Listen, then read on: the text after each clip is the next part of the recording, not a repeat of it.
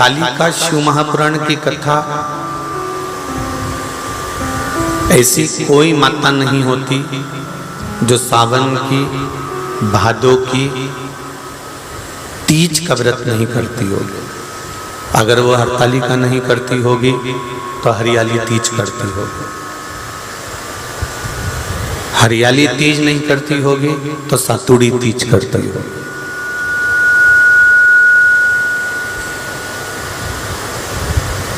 निमाड़ी की पूजन करना, सत्तू बनाना, फिर उसको पिंडा बनाकर पूजना। अगर मान लो कि उसने अगर हरियाली तीज नहीं करी तो वो सातुड़ी तीज करेगी। और यदि वो सातुड़ी तीज नहीं करी तो फिर ये जो भादों की शुक्ल पक्ष की जो तीज आती है हरतालिका, ये करेगी।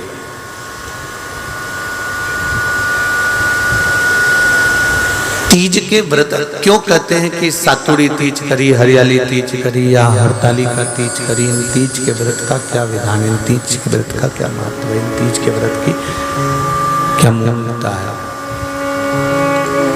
इसकी क्या महत्वता है?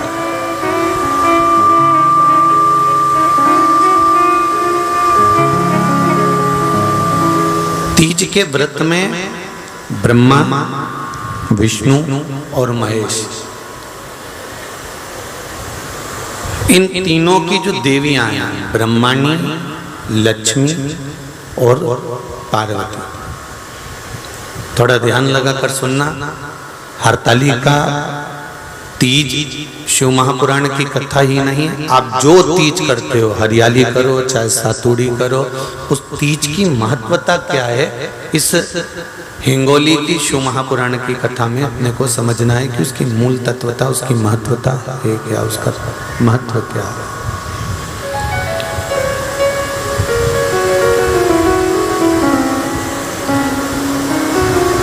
भगवान ब्रह्मा, भगवान विष्णु और भगवान शिव, इन तीनों की जो अर्धांगिनियां, ब्रह्माणी, लक्ष्मी और पार्वती,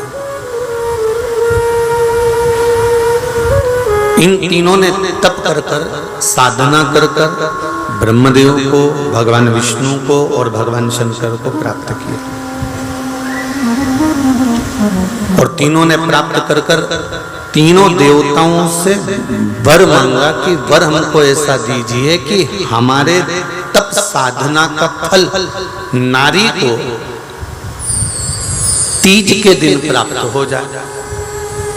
अब देखिए जरा, एक ही व्रत से, एक ही उपवास से उसको संपूर्ण तप साधना का फल प्राप्त हो रहा है, संपूर्ण तप साधना का फल उसको मिल रहा है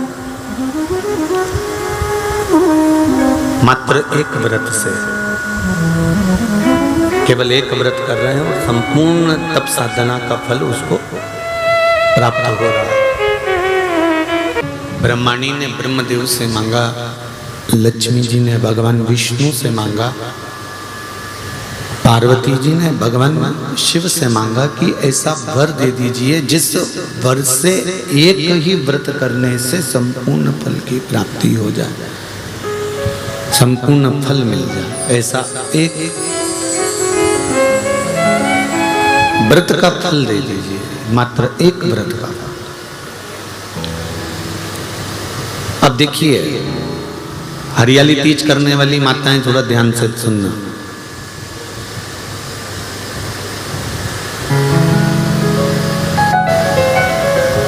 हरियाली तीज जब माताएं करती हैं तो एक हरियाली तीज, एक गणगौर की तीज, ये दो तीज के व्रत ऐसे होते हैं जिसमें जब माताएं करती हैं तो उस समय पर उमा, ब्रह्माणी और लक्ष्मी,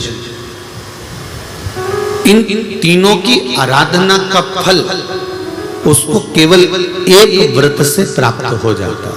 अब देखिए दूसरा सातुड़ी तीज।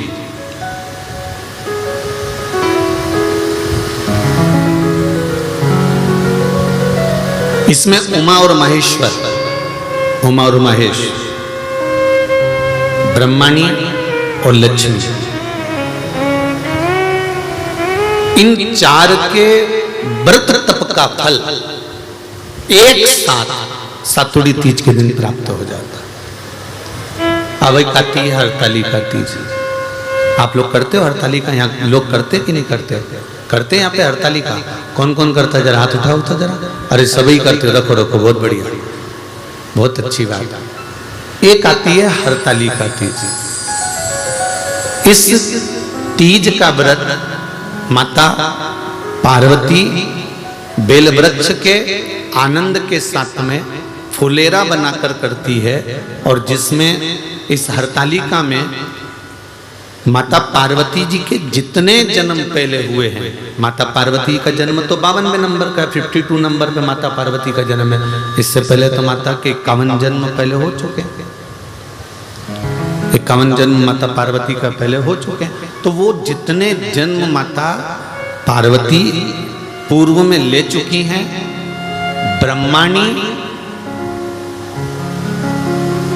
जितनी बार ब्रह्मदेव के साथ में विराजमान हो चुकी हैं, इंद्राणी जितनी बार इंद्र के साथ विराजमान हो चुकी हैं, और लक्ष्मी चाहे वो राधा के रूप में हो, चाहे वो रुक्मिणी के रूप में हो, चाहे वो सतभामा के रूप में हो, चाहे वो यमुना के रूप में हो, चाहे वो गंगा के रूप में हो, जितनी बार माता लक्ष्मी ने रूप धारण करे हैं वो सब रूप में,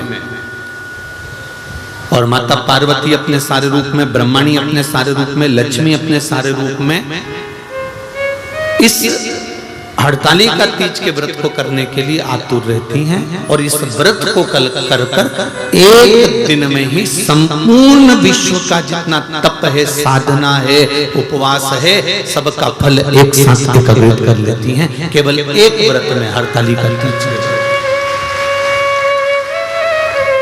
अब एक बात ध्यान से सुनिएगा, सारे व्रत, आपका अगर स्वास्थ्य खराब हो गया तो आप व्रत छोड़ सकते हो। जितने भी व्रत आप लोग कर रहे हैं पूर्व के, सोमवार, मंगलवार, एकादशी, छठ, पंचमी, चतुर्थी, अगर आपका स्वास्थ्य खराब है तो आप उस व्रत को छोड़ सकते हो, सारे व्रत को छोड़ सकते हो। पर तीज का जो व्रत होता है, हरतालिका जो व्रत होता है, ये व्रत एक बार लेने के बाद जब प्राण छूटते हैं तभी ये व्रत समाप्त होता है, अन्यथा बीच में ये व्रत समाप्त नहीं होता। ये व्रत समाप्त होता ही नहीं। अगर शरीर से नहीं बनता कि अब हमारी अवस्था हो गई, अब शरीर से नहीं बन रहा है, तो भले एक पहर की पूजन कर कर, एक पहर का नियम धारण कर कर, एक पहर का स्मरण कर कर, एक पहर का पूजन व्रत धारण करो, और उसके बाद में भले आप थोड़ा सा जो भी आपको लेना है वो कर लो, पर इस व्रत को करना ही पड़ता है। इस व्रत का नियम ही यही है, इस व्रत की नियमता ही यही है। शिव महापुराण की कथा संपूर्ण जगत के कल्याण हेतु हिंगोली नगर में जो चल रही है, शिव कथा कर रही है। 24,000 श्लोक की ये शिव महापुराण की कथा है, जिसका एक शब्द भी हमारी जिंदगी में उतार सकते हैं, एक शब्द भी हम अपने जीवन में यदि उतारते हैं, एक शब्द को भी हम अपनी जिंदगी में उतारते हैं, तो हमारा जीवन सार्थक हो जाता है। एक शब्द भी अगर हमने अपनी जिंदगी में उतारा तो उसकी सार्थकता उत्पन्न हो जाती है, उसका आनंद उत्पन्न हो जाता है, उसका फल हमको मिलने लगता है। महाराज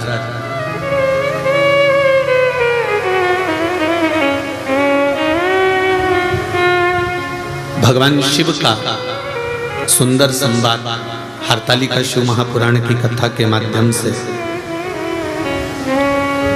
श्रवण करें, बड़े आनंद के साथ में इस व्रत की महत्वता को श्रवण करें।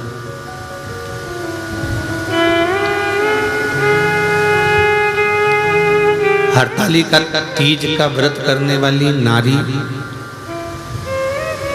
जब प्राण छोड़ती है तो उसकी क्या गति होती है, कहां वो जाती है, किस लोक में उसका स्थान होता है।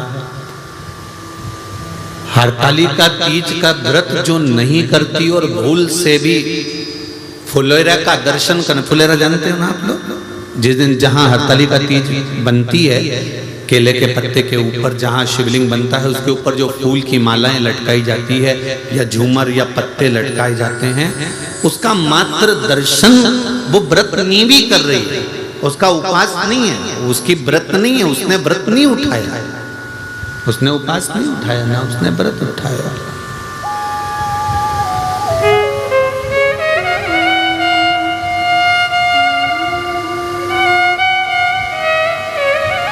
और यदि व्रत उसने नहीं उठाया है और नहीं व्रत उठाने के बाद भी अगर व्रत नहीं कर रही है, उसके बाद भी अगर किसी सहेली ने कह दिया, किसी बेस्ट फ्रेंड ने कह दिया कि नहीं नहीं तुझे मेरे यहाँ पर आज हरतालिका है, तू आ जाना है, थोड़ी देर बैठना, भजन गाना, चले जाना, और भूल से तुम्हारा मन नहीं भी है, नहीं तुम्हारा मन, इसके बाद भी तुम चले गए, इसके बाद भी अगर तुम पहुंच गए वहां चले गए,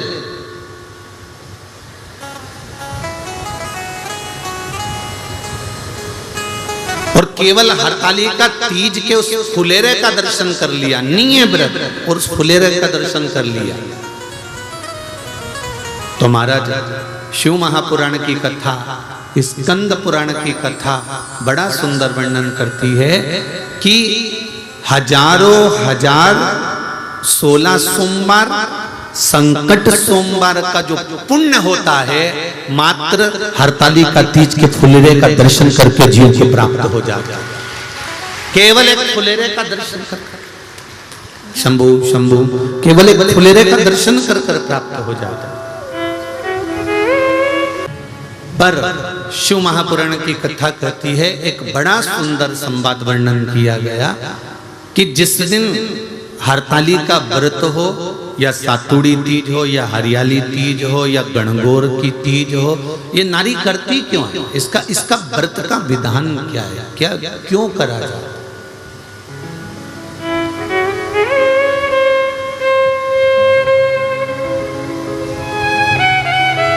तो कहा ये अखंड सौभाग्य को देने के लिए करते। किस चीज के लिए है, जम के बोलो जरा, अखंड सौभाग्य के लिए। अब एक प्रश्न मन में खड़ा हो जाता है,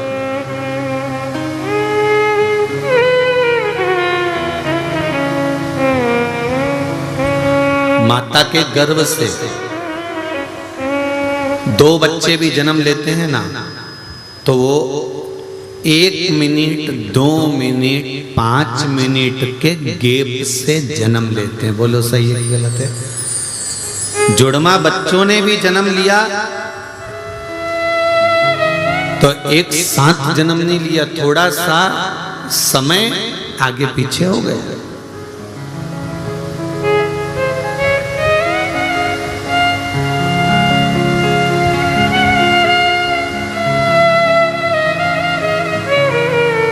जब स्त्री और पुरुष का विवाह होता है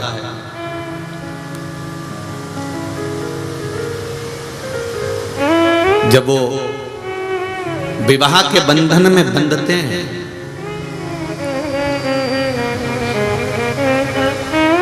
उस बंधन में कोई ये जरूरी नहीं है कि दोनों साथ ही जा रहे हैं। ध्यान देना, बहुत विशेषता का यह संवाद है। पर नारी की एक अभिलाषा रहती है, स्त्री की एक अभिलाषा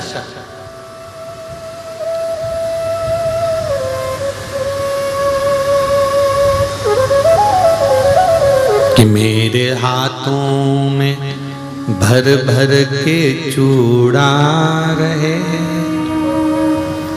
मेरे हाथों में भर भर के चूड़ा रहे और मैया कोई काम ना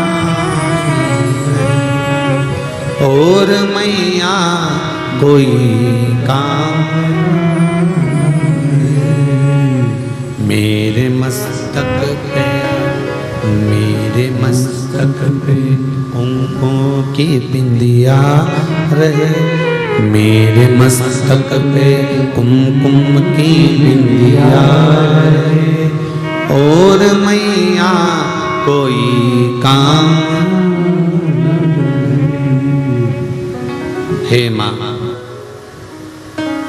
हर नारी का एक भाव, संसार में जो नारी का मंगल विवाह होता है वो विवाह के समय पर परमात्मा से ये मांगती है कि मेरा अखंड सौभाग्य हो, अखंड चूड़ा हो और मेरे प्राण मेरे जाने के बाद मेरे पति के कंधे पर मैं शमशान तक जाऊं। ये प्रत्येक नारी के हृदय की बात है, प्रत्येक नारी।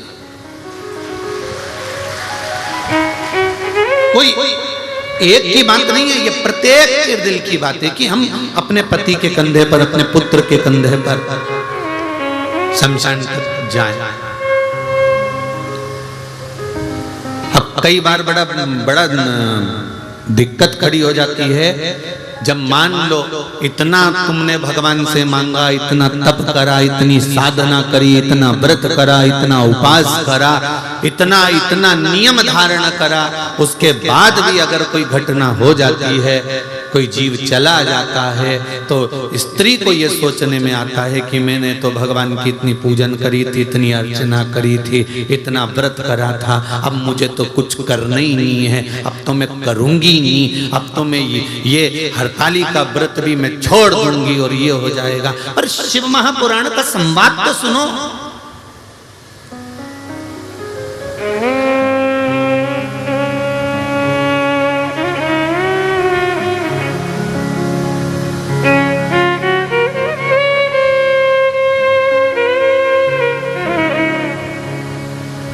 एक बात हमने पहले भी कथा में कही, और हिंगोली वाले तुम लोग सुन लो जरा अच्छे से, सरसों का तेल डाल के सुनना, हो सब अच्छे से सुन लेना, जो पहले कहा है फिर कह रहा है।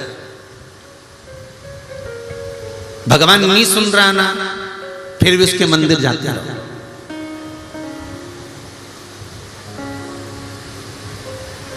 तुम रोटी नी भी देती हो ना, तो भी गाय तुम्हारे दरवाजे पर आकर खड़ी हो जाती है, मत दे, वो तो खड़ी है। एक दिन नहीं देगी, 2 दिन नहीं देगी, कभी तो तेरा मन पसीचेगा और डब्बा खोल के रोटी लाकर गाय को देगी, तो वो खड़ी है, खड़ी है। कभी तो मन पसीचेगा ना, कभी तो उसका मन करेगा, कभी तो उसके मन में आएगा, तो वो तो खड़ी है, तो खड़ी है। तुमने तो गई और लाके रोटी दे दी।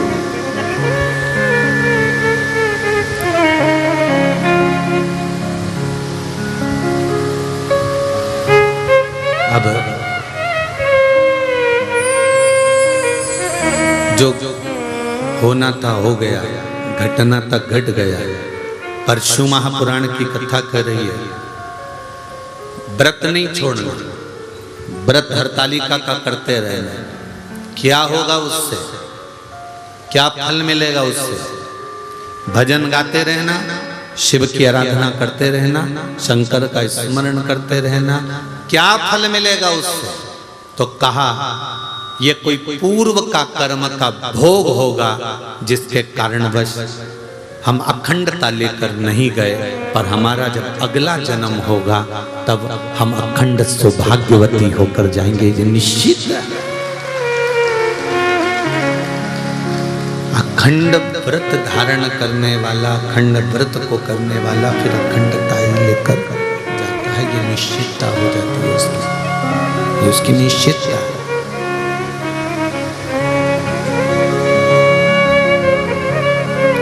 करते रहो व्रत, करते रहो साधना, करते रहो उपवास। मंदिर जाना मत छोड़ो, जाते रहो। शिव जी को एक लोटा जल चढ़ाना मत छोड़ो, चढ़ाते रहो।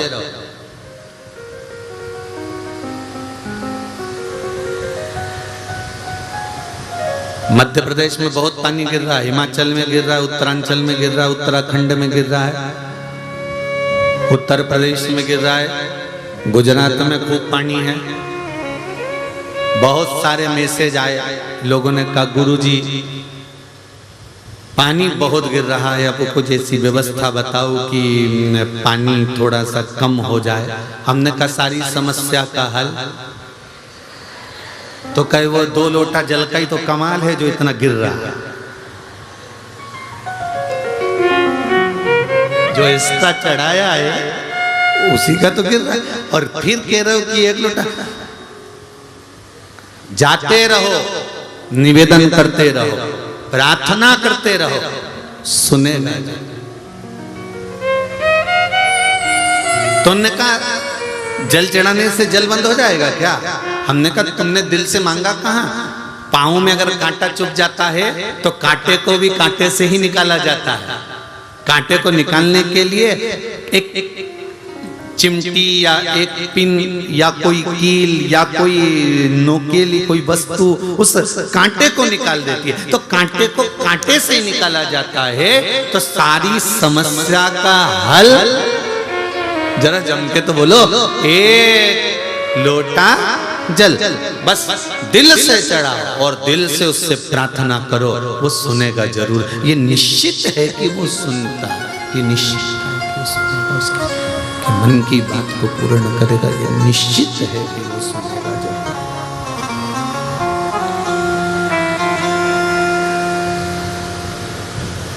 सुनेगा वो, ये निश्चित है। महाराज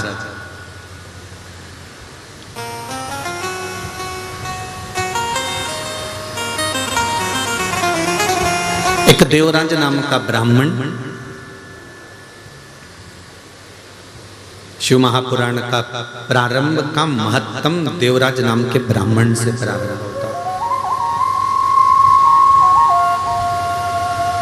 जिसने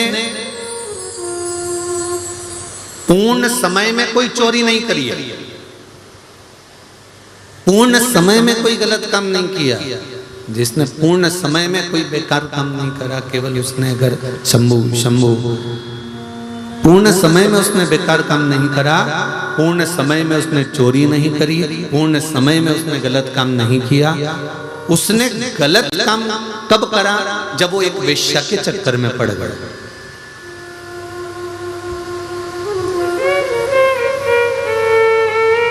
एक वेश्या का संग मिल गया और उस वेश्या का जो संग था वो वेश्या के संग ने इसको पकड़ रखा।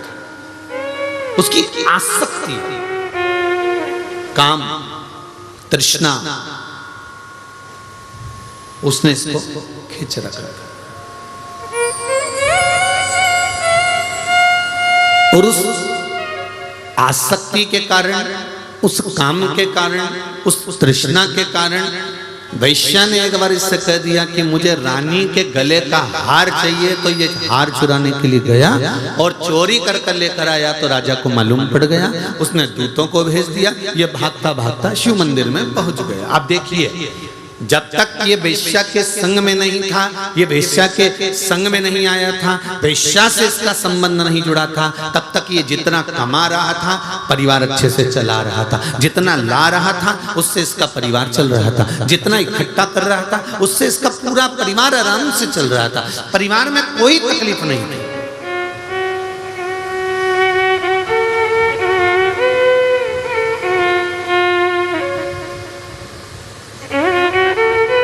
ये जितने भी आप हो, संसार के जितने लोग हैं जो शिव महापुराण की कथा सुन रहे हैं, बड़े ध्यान से सुनना। जब तक आप परिवार के प्रपंच में, गलत लोगों के प्रपंच में नहीं पड़ते, तब तक आपकी बहुत सारी कामनाएं या तमन्नाएं नहीं रहती। आप तो भगवान से जब छोटे रहते हो ना, तब भगवान से थोड़ा ही मांगते हो, बस एक छोटा सा घर हो, छोटा सा आनंद हो, भगवान की कृपा हो, मैं रोज मंदिर में पूजन करूं।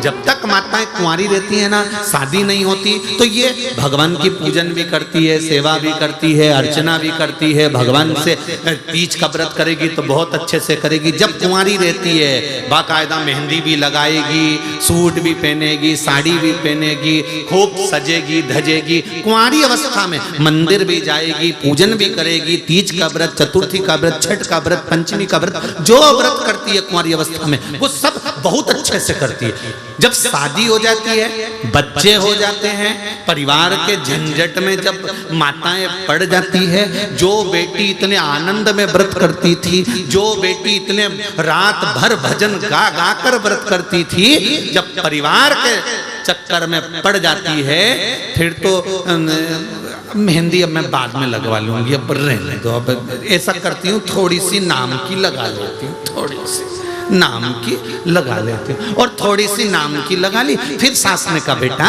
अभी तो तेरी शादी हुई है, 2-3 साल तो हुए शादी को, अच्छे से मेहंदी लगा, अच्छे से तीज का व्रत कर, अच्छी अच्छी साड़ी पहन, खूब तो घर में साड़ियाँ रखी है, एक से बढ़कर एक पहन। अरे मम्मी बस अब मुझसे बनता नहीं है, तो कहीं डोकरी हो गई,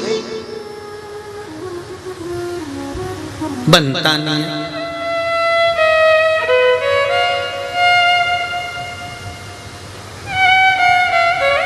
ये किसी एक के साथ नहीं, सबके साथ है। जब गाड़ी नहीं थी, 4 व्हीलर नहीं थी, तब नागनाथ भगवान से ओड़ा नागनाथ में जाकर, पल्ली बैजनाथ में जाकर, त्र्यंबकेश्वर जाकर भगवान को विनती कर कर कर आए थे, बाबा बस 4 व्हीलर गाड़ी आ जाए, फिर तो जब 15 दिन में, 8 दिन में, 10 दिन में मैं दर्शन करने आ जाऊंगा। भगवान ने कहा चलो प्रैक्टिकल कर लेते हैं। भगवान ने इसको एक 4 व्हीलर गाड़ी दे दी। अब इतना मोजी राम हो गया, सब दूर जाने के लिए गाड़ी है, पर भगवान के धाम जाने के लिए गाड़ी कभी तैयार नहीं होती। जब तैयार करे तब कैंसिल। भगवान भी कह रहे थे, इसीलिए नहीं दे रहा था, इसीलिए नहीं दे रहा था। जब तक शादी नहीं हुई, भगवान हरतालिका तीज का व्रत, मम्मी मैं सब तैयारी कर दूंगी, ऑफिस से आएगी, कुंवारी है, ऑफिस से आकर भी तैयारी कर लेगी, खूब आराम से श्रृंगार विंगार करेगी, खूब बड़े प्रेम से, शादी नहीं हुई उससे पहले खूब तैयारी, ढोलक बजा बजा के भजन कीर्तन सब करेगी। आसपास में माताओं को भी खिलाएगी, भाभी आना, काकी आना, हमारे यहाँ तीज का व्रत है, हमारे यहाँ तीज का व्रत है, हमारे यहाँ हरतालिका तीज का व्रत है, हमारे यहाँ फुलेरा बनेगा, हमारे यहाँ शंकर जी की पूजन हो, सबको खिलाई। और शादी होने के बाद में अब 4 बार 5 बार सास कह रही है बेटा अब तो उठ जा, कर ले कुछ थोड़ा बहुत तैयारी कर ले पूजन की। अब तो ऐसा मन उचिष्ट हो गया कि वो कहते हैं ना कि भगवान, कई लोग हमसे कहते हैं कि गुरुजी आप इतना कहते हो कि भगवान का भजन करो, भगवान का भजन करो, तो भगवान प्रकट क्यों नहीं होते? भगवान की कथा कह रही है कि गाड़ी मांगी थी, गाड़ी दे दी, गाड़ी आने के बाद गाड़ी की कीमत घट गई, फ्रिज नहीं था घर में, रोज प्राण खाए पति के, फ्रिज ला दो, फ्रिज ला दो, फ्रिज ला दो। जिस दिन से फ्रिज आया एक बार अच्छे से सफाई नहीं करी, वो फ्रिज कचरे जैसा अंदर से हो रहा। वॉशिंग मशीन ला दो, वॉशिंग मशीन ला दो, जब तक वॉशिंग मशीन नहीं आई तो उसकी कीमत इतनी थी, वॉशिंग मशीन आ जाए, वॉशिंग मशीन आ जाए, वॉशिंग मशीन आने के बाद ऐसी है कि वो में चूहा भरा दिया महाराज। बोलो सही है कि गलत है? नहीं, थोड़ा बुरा लगेगा, हिंगोली वालों थोड़ा सा लग सकता है, और लग जाए तो लग जाए। हल्दी की मंडी में कथा चल रही है, बेच देना, उसमें कौन सी दिक्कत है? तो उसमें टेंशन वेंशन नहीं लेना अपने को, अपन तो कथा कल मस्त। जब तक जो चीज नहीं मिलती उसकी कीमत होती है, जो चीज मिल जाती है उसकी कीमत खत्म हो जाती है। मकान छोटा था, बड़ा हो जाए, बस बड़ा हो जाए। बड़ा हो गया, हमेशा कहती थी छोटे से मकान में कहाँ तो कपड़े सुखाऊं, कहाँ जाऊं, छत बड़ी हो तो घूमने जाऊं। भगवान ने 2-3 मंजिल का मकान दे दिया।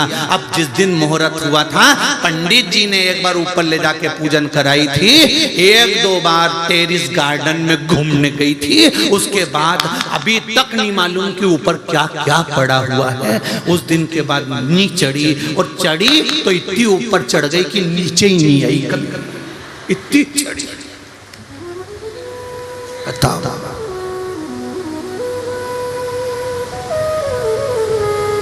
अब लोग कहते हैं हमसे कि गुरुजी आप कहते हो कि भगवान का भजन करो, तो भगवान प्रकट क्यों नहीं होता? तो भगवान इसलिए प्रकट नहीं होता कि गाड़ी मांगी, गाड़ी दे दी, गाड़ी की कीमत खत्म हो गई। 2 व्हीलर नहीं थी, 2 व्हीलर मांगी, 2 व्हीलर की कीमत मन से तो खत्म हो गई ना।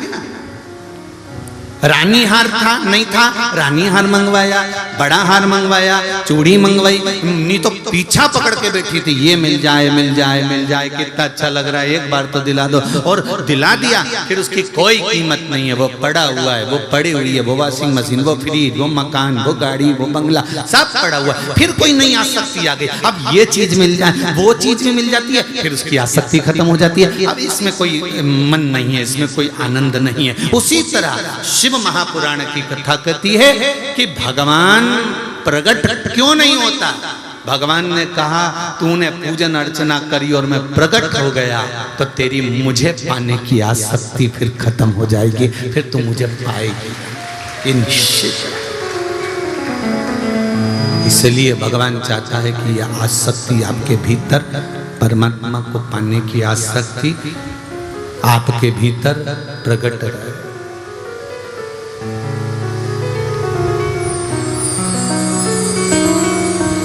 आपके भीतर प्रकट, इसीलिए कहा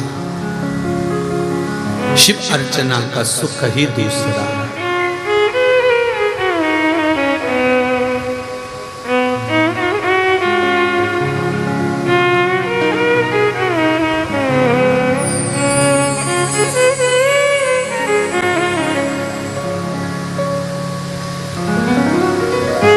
शंकरा शंकरा गौरी गौरी शंकरा, हे शिव हे हे अविनाशी, हे शिव करुणा करने वाले, हे दाता आप करुणा करिए। तो जो जिस भाव से भगवान को रिझाता है, जो जिस भाव से भगवान को कहता है, भगवान उस भाव से उसको मिलता है। भगवान प्रकट कभी नहीं होगा, भगवान तुम्हारे सामने आएगा कभी नहीं, पर यह निश्चित है कि तुम्हारा भगवान काम कर कर चले जाए। एक पत्र आया, देखिए।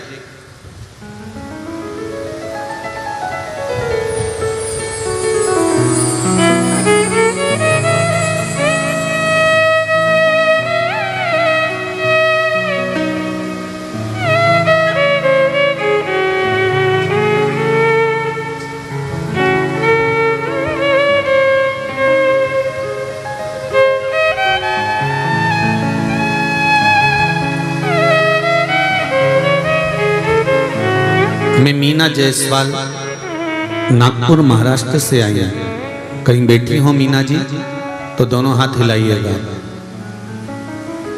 खड़े होकर दोनों हाथ हिलाइए। जहां भी कहीं बैठे हो तो हाथ हिलाइए। आप ही हैं, दोनों हाथ हिलाते एक बार। हर हर महादेव। मैं मीना जायसवाल नागपुर महाराष्ट्र से आई हूँ गुरुजी। हालांकि मैं 12 अगस्त 2022 को मेरी बहन और उनका परिवार अयोध्या दर्शन के लिए गए थे। वहां से 14 अगस्त 2022 को हम नेपाल पशुपतिनाथ दर्शन को जाते समय रास्ते में मेरी बहन की तबीयत अचानक खराब हो गई और वो बेहोश हो गई। उसका शरीर ठंडा पड़ गया। तभी हमने रास्ते में एक छोटे से गांव में डॉक्टर को दिखाया और ऑक्सीमीटर से उसको चेक करा तो वो ब्लैंक आया। उसको शरीर में कुछ था ही नहीं। ऐसा लग रहा था कि वो समाप्त हो चुकी है। तब हमने वही ऑक्सीमीटर दूसरे को लगाकर देखा तो उसको मीटर चल रहा था। बहुत देर हो चुकी थी, शरीर ठंडा हो गया था। तब बाबा पशुपतिनाथ का नाम लेकर श्री शिवाय नमस्तुभ्यम का जाप दीदी के कान में करना प्रारंभ किया। गुरुदेव बाबा की कृपा देखिए, जो ठंडी हो चुकी थी, जिसका ऑक्सीमीटर में श्वास आना बंद हो चुका था, उसी को आधे घंटे के बाद बाबा का केवल श्री शिवाय नमस्तुभ्यम का नाम लेकर जो पानी दिया मुख में 2 बूंद, और बाबा की कृपा से उस ऑक्सीमीटर ने काम करना प्रारंभ कर दिया। उसकी श्वास वापिस आ गई। श्री शिवाय नमस्तुभ्यम। बैठिए, एक पत्र और है, गला बहुत पकड़ रहा बाबू, खींच।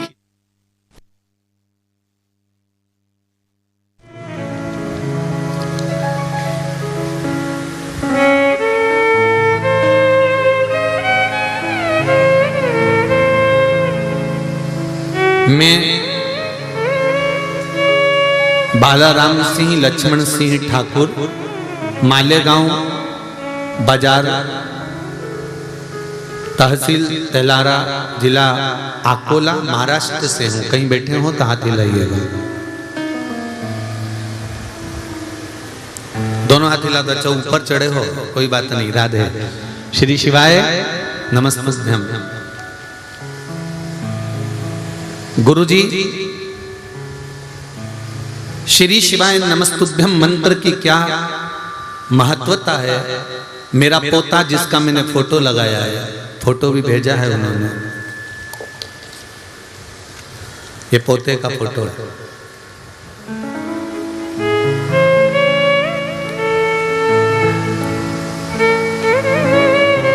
मेरा पोता वंश जितेर सिंह ठाकुर 2.5 साल का है। 17 अगस्त 2021 को उसे डिप्थीरिया, हार्ट सर्प नामक एक बीमारी होती है जो जानवरों में होती है। वो बीमारी मेरे पोते को हो गई। अकोला जिले के हॉस्पिटल में दिखाया। हॉस्पिटल वालों ने कहा कि इसका इलाज मुश्किल है कि बच पाए। गुरुदेव बड़े बड़े डॉक्टरों को दिखाया, मुंबई ले जाया, परंतु उसका कोई फल प्राप्त नहीं हुआ। तब श्री शिवाय नमस्तुभ्यम कहा, मंत्र का जाप किया। एक डॉक्टर से बात करी तो डॉक्टर ने कहा एक इंजेक्शन लगता है, अगर वो लग गया तो उसमें गारंटी नहीं है कि ये बचेगा कि नहीं बचेगा, परंतु इंजेक्शन लगवा लो। गुरुदेव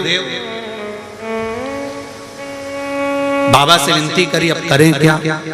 श्री शिवाय नमस्तुभ्यम का जाप किया, शिव जी पे चढ़ा, पानी देना प्रारंभ करा, बेलपत्र का भाग दिया।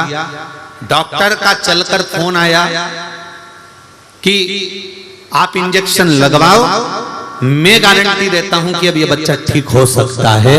और बाबा की कृपा से मेरा पोता ठीक हो गया। ये शिव जी की कृपा है।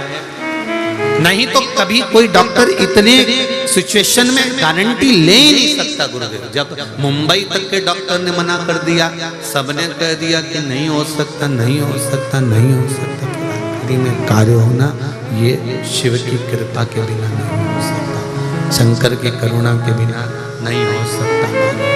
बैठिए भाव, बैठिए। श्री शिवाय नमस्तुभ्यम। तेरी कृपा बिना नहीं एक भी अनु लेते हैं सांस, तेरी कृपा से तनो तनो। ये गंगधार मुक्ति द्वार ओंकार तू, भोले ओंकार तू, आयो शरण तिहारी शंभु तार तार तू।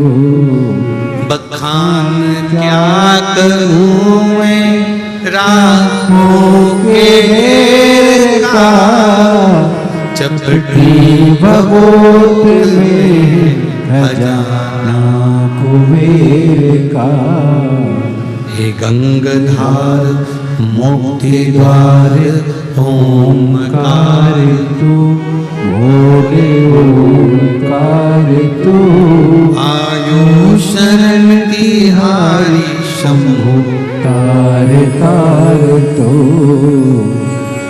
भगवान शिव का स्मरण, शिव भक्ति का मंत्र जाप कोई साधारण नहीं होता। हम तो आप लोगों से भी कहेंगे, हिंगोली वालों से भी कहेंगे, जितने लोग हिंगोली के यहाँ कथा श्रवण कर रहे हैं और जितने लोग आस्था चैनल पर, फेसबुक, यूट्यूब पर ये हरतालिका शिव महापुराण की कथा को सुन रहे हैं, ध्यान से श्रवण करना। मेरा बाबा, आप जिस भाव से शिव महापुराण की कथा में जाकर बैठते हो, जिस भाव से भगवान का भजन करते हो, ये निश्चित है कि 3 महीने में मेरा भोलेनाथ आपकी झोली भर ही देगा।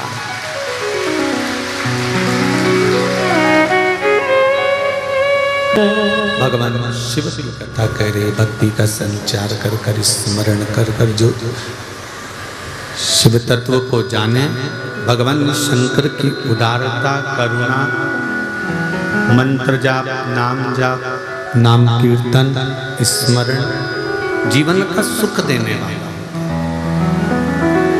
जिस मंत्र को वेदव्यास जी ने शिव महापुराण में वर्णन किया है, उस मंत्र को आप सब साथ में बाबा से अपने दिल की बात करते हुए कि हरतालिका शिव महापुराण की कथा में हिंगोली से श्रवण कर रहे हैं, हिंगोली में बैठकर सुन रहे हैं, बाबा इस कथा को श्रवण करें और आपकी कृपा हो, हमारे मन की अभिलाषा पूर्ण करें। ये बात ध्यान में रखते हुए जितने आस्था चैनल पर कथा सुन रहे हैं, जितने फेसबुक, यूट्यूब पर सुन रहे हैं, जितने इस पंडाल में बैठकर कथा सुन रहे हैं, वो बाबा से भाव से निवेदन करेंगे। श्री शिवाय नमस्तु, श्री शिवाय नमस्तु, श्री शिवाय नमस्तु, श्री शिवाय नमस्तु, श्री शिवाय नमस्तु। भोला सब दुख काटो भोला, सब दुख काटो शिव शंकर जपूं तेरी माला, भोले बाबा जपूं तेरी माला, भोला सब दुख काटो मारा, ओ भोला सब दुख काटो मारा। शिव जी से मन के हृदय की बात कहकर भगवान शंकर से प्रार्थना करें, जो जीवन का सुख देने वाला, आनंद देने वाला वो देवाधिदेव महादेव है। वो भगवान शंकर ओगरदानी, तरकालदर्शी, कैलाशी, अविनाशी, वो शिव है। शिव महापुराण कह रही है, देवव्रत नामक का ब्राह्मण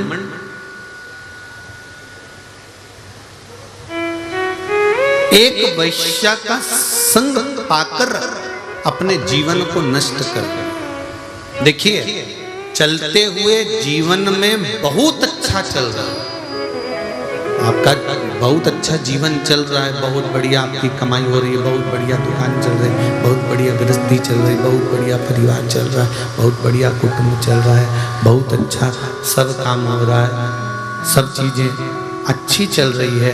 पर उसके अंतर्गत कभी ऐसा योग बन जाता है, ऐसा क्रम हो जाता है कि हमारा करा धरा सब बेकार हो जाता है।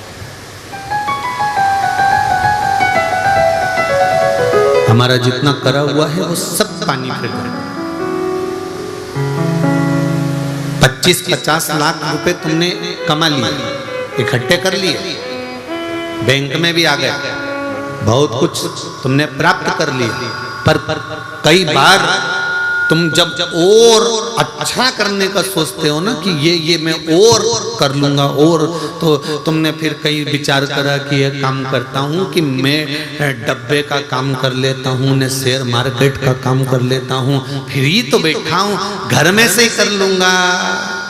और विचार करा था, परिवार वालों ने कहा मत कर, जो है भगवान की कृपा का है, भगवान ने दिया है, सब अच्छा चल रहा है, दाल रोटी भगवान दे रहा है ना, पेट भर कर दे रहा है ना। फिर वही वाली बात आ गई जो शिव महापुराण में वर्णन है कि पेट भरने की जवाबदारी मेरे देव अधिदेव महादेव ने ले रखी है, पेटी भरने की जवाबदारी नहीं लिखी, तुम्हारी पेटी भर,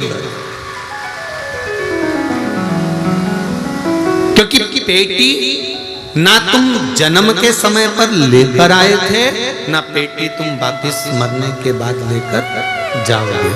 हाँ, हिंगोली में ऐसा होता हो तो बात दूसरी है, पर हमने तो जहां तक सुना है कि मुट्ठी बांधे आया जग में, राधे हाथ पसारे जाएगा, और क्या तू लेकर आया जग में, क्या तू लेकर, ये मत बोलो क्या तू लेकर जाएगा, लेकर जाओगे। जो हिंगोली वालों, तुमने 7 दिन की शिव महापुराण की कथा इस हिंगोली नगर में श्रवण करी है, ये तुम्हारा पड़ोसी लेकर नहीं जाएगा, ये अपन अपने साथ लेकर जाएंगे, ये कोई दूसरा लेकर जाने वाला नहीं है।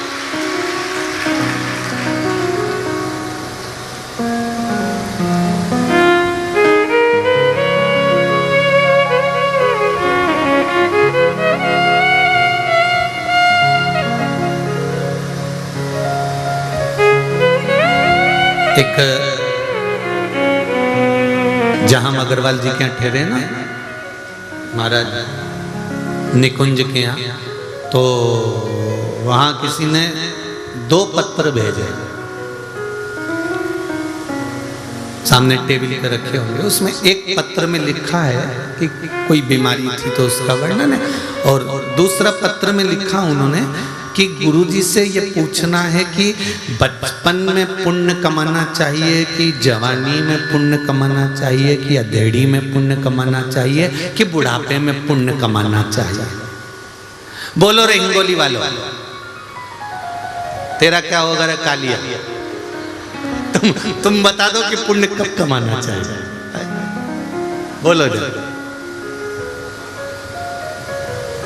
बचपन में पुण्य कमाना चाहिए कि जवानी में पुण्य कमाना चाहिए कि अधेड़ी में पुण्य कमाना चाहिए कि बुढ़ापे में पुण्य कमाना चाहिए। शिव महापुराण की कथा कहती है, जवानी में जो तुमने पुण्य कमाया है तो वो पुण्य तुम्हारा जवान की जवान बना रहेगा, अंतिम समय तक चलता रहेगा।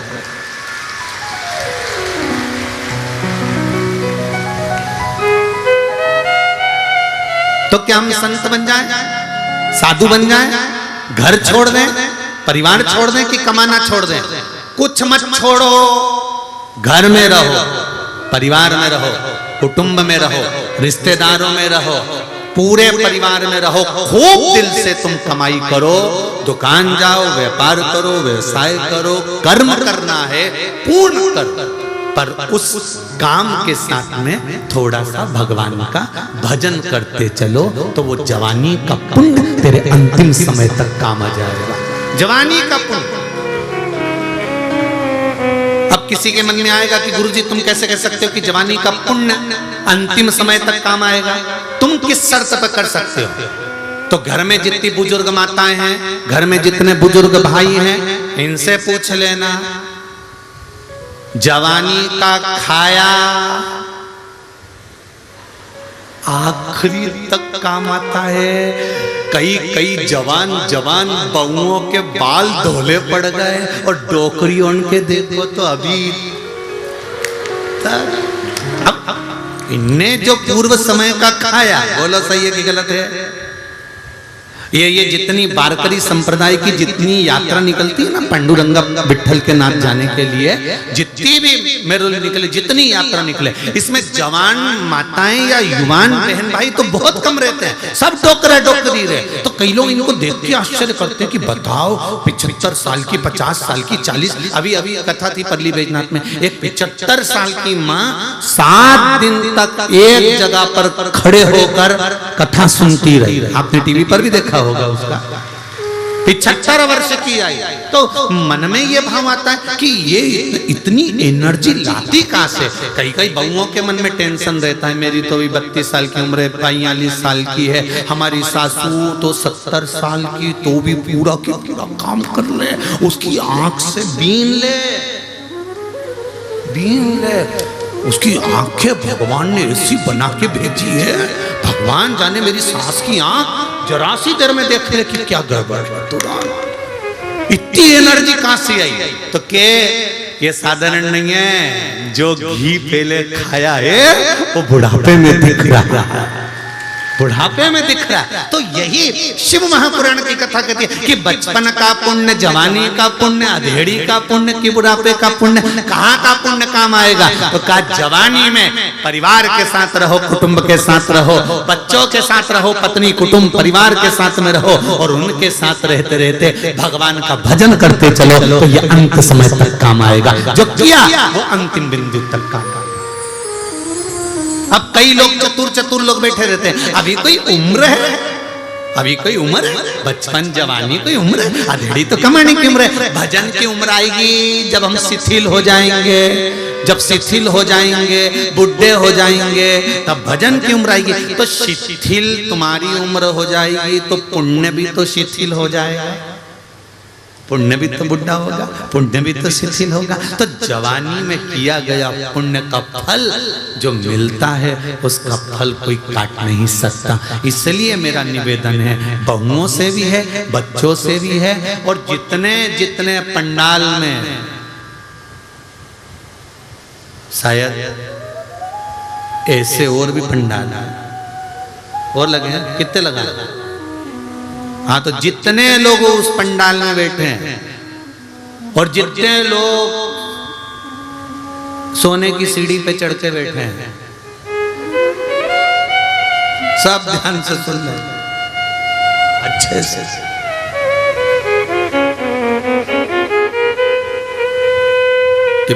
पुण्य कमाई करो, दुकान जाओ, व्यापार करो। कभी इस व्यासपीठ से हमने कभी ये नहीं कहा आपसे कि आप अपना कर्म मत करो, बोला कभी? हमने एक ही बात बोली, खूब काम करो, खूब कमाओ, दिल से कमाओ। तुम कमाओ, किसी को दान करो मत करो, किसी को दो मत दो, पर अपनी कमाई का थोड़ा सा अपने ऊपर भी खर्च करो, जिससे तुम्हारा जीवन अच्छा रहे, तुम्हारा जीवन अच्छा रहे। कमाया कमाया कमाया कमाया, आखिरी में यहीं छोड़ के चले गए। तुम गए, वो 12वें के दिन नुक्ती, पूरी और चने की सब्जी खा रहे।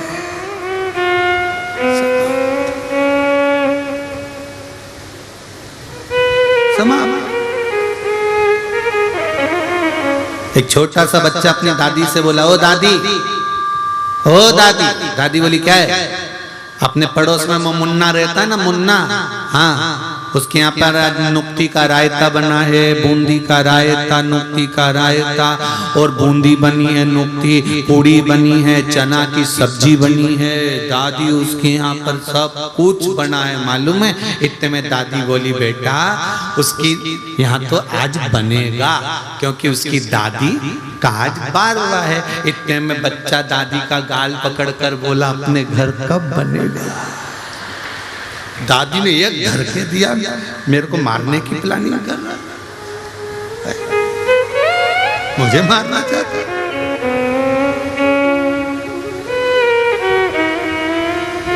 कौन मारा? झूठा है संसार हमने देख लिया, सब मतलब के यार हमने देख लिया। झूठे नाते झूठे रिश्ते, झूठे नाते झूठे रिश्ते, झूठा है संसार हमने देख लिया।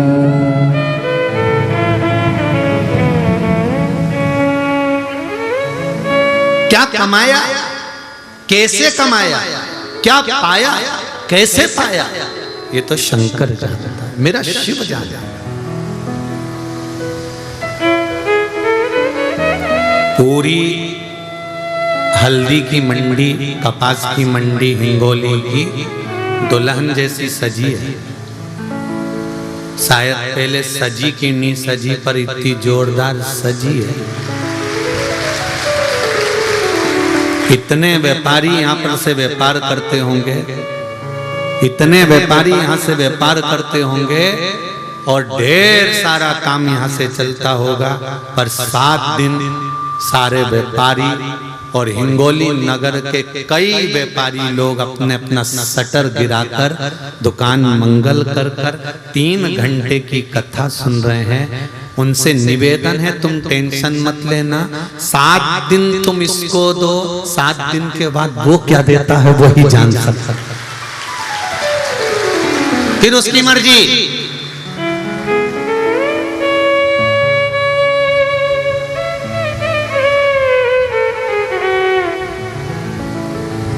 उसकी कृपा क्या होती है, उसकी दया क्या होती है, उसकी उदारता क्या होती है, ये वही जानता है।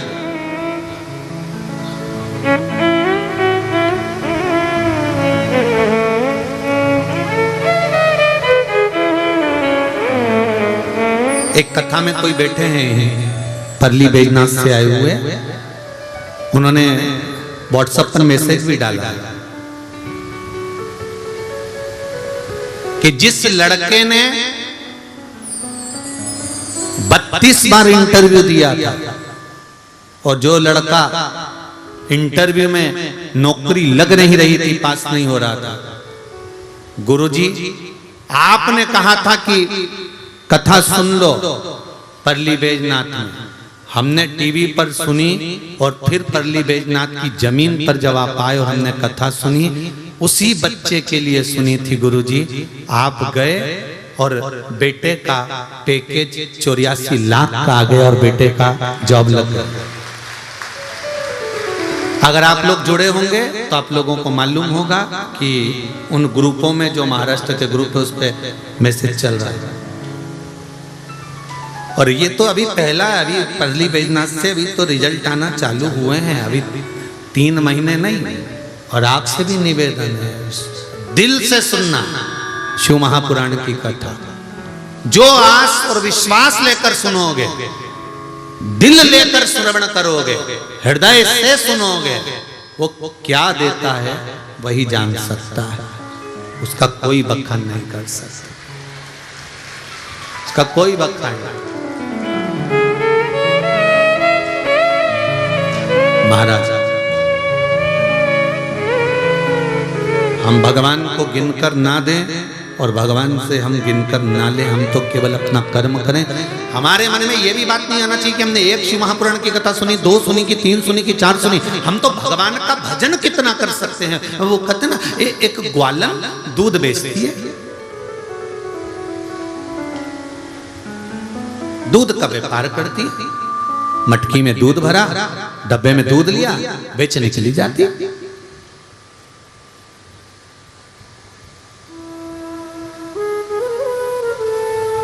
वहीं पर मल्लुकदास जी बैठे थे।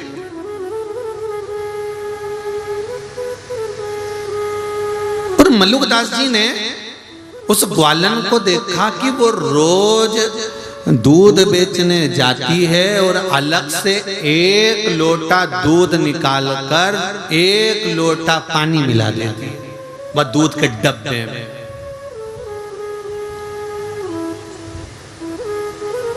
अब वो दूध के डब्बे में 1 लोटा पानी मिला दे, वो दूध निकाले और पानी मिला दे। मलुकदास जी से रहा नहीं गई। 15 दिन, 20 दिन, 1 महीना, 2 महीना देखा और एक दिन उन्होंने उसको बोल दिया, ए ग्वालन, अरे ए ग्वालन। ग्वालन बोली, हाँ महाराज। बोलो बाबा, ये तू क्या करती है? 1 लोटा दूध निकाल कर उसमें 1 लोटा पानी मिला देती है, क्या करती हो तुम ये? ग्वालन कहती है, बाबा मैं पास के गांव में दूध बेचने जाती हूँ, उसी गांव में मेरा मंगेतर रहता है जिससे मेरी सगाई हुई है। ये अच्छा वाला जो दूध है ना, 1 लोटा मैं उसको दिया था।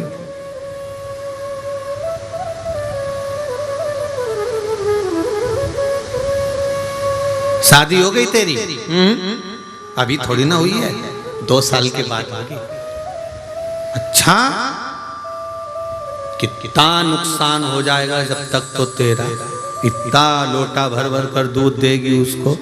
अरे बाबा, जब पूरा जीवन ही उसको देना है और जब उससे दिल लगा लिया है तो 1 लोटा दूध में क्या जाए, क्या हिसाब देखना कि कितना गया कितना आया, अपने को नहीं देखना, अपन को तो दे देना। मलुकदास जी को वो बात दिमाग में बैठ गई कि मैं 24 घंटे माला जपता रहता हूँ 108 मनके की, उससे प्रेम किया और मनकों में गिन रहा हूँ कि इतनी हो गई, इतनी हो गई, इतनी हो गई, और इसने प्रेम किया और आज तक हिसाब नहीं कर रही कि कितना लोटा दूध दिया, कितना। मलुकदास कहते में बाबा, मैं संत, में साधु, में सन्यासी, में तपस्वी, में साधक, में उपासक, मैं गिन रहा हूं कि भगवान को कितने भजन कर लिया, कितना जाप कर लिया, कितनी बार कथा सुन ली, कितना दान दे दिया, कितना पुण्य कर दिया, कितना सत्कर्म कर दिया, कितनी बार मैंने ब्राह्मण का भोजन कराया, कितनी बार मैंने ये दान दिया, कितनी बार मैंने वो दान दिया, मैंने कितनी बार गौदान करा, मैंने कितनी बार अन्नदान करा। हम हिसाब लगा कर बैठे हैं कि हमने इतनी बार ये कर लिया, मैंने तो इतने सोमवार के व्रत करे, मैंने तो इतना मंगलवार करा, मैंने तो इतना तीज का व्रत करा, मैंने तो इतना चतुर्थी का व्रत करा। हम हिसाब जोड़कर बैठते हैं और परमात्मा को देने में शिव महापुराण की कथा कहती है, कभी हिसाब मत जोड़ो कि भगवान का भजन कथा कितनी सुनी है, कितना करा है। जब तुम्हारा भजन का हिसाब रखेगा तो वो त्रिकालदर्शी, कैलाशी, अविनाशी मेरा शंकर रखेगा, और उस हिसाब के बल पर क्या देता है ये उसके ऊपर है। हमें हिसाब नहीं रखना कि हम क्या रखा, कितना दिया, कितना करा।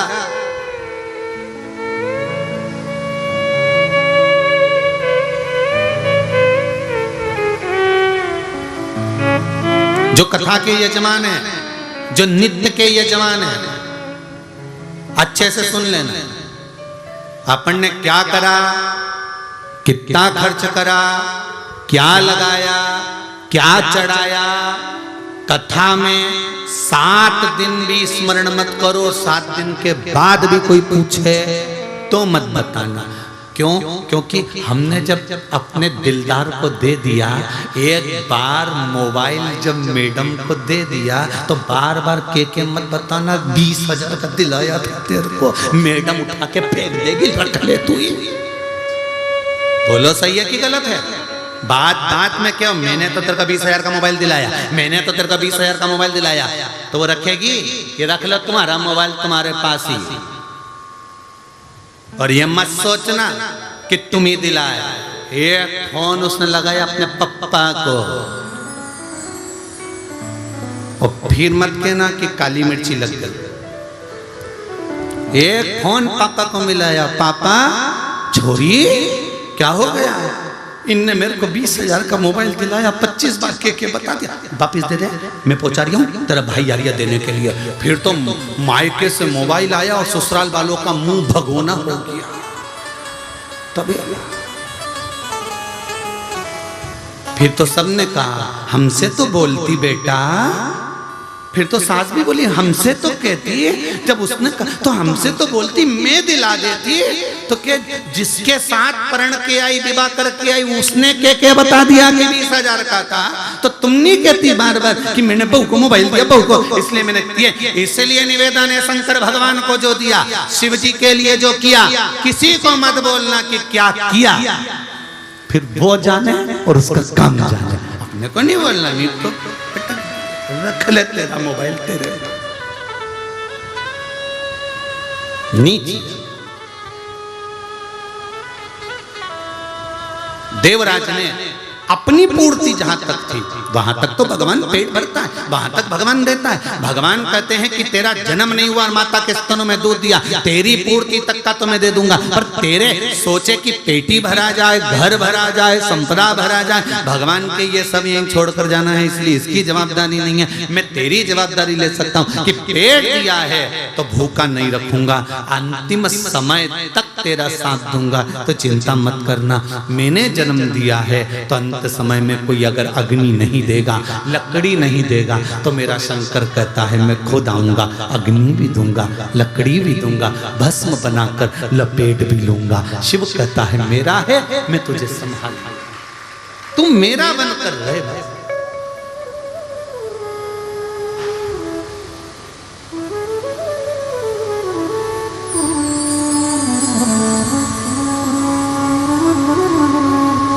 भगवान को आपसे कुछ नहीं चाहिए।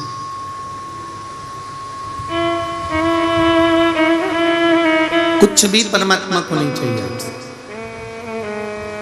महाराज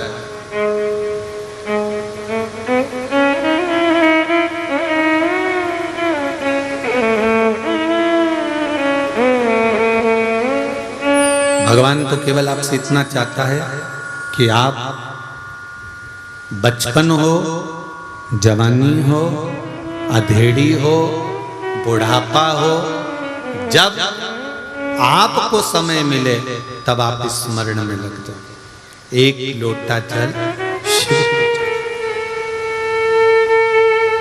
मात्र एक लोटा जल हमारे जीवन की सारी समस्या का हल कर देता है।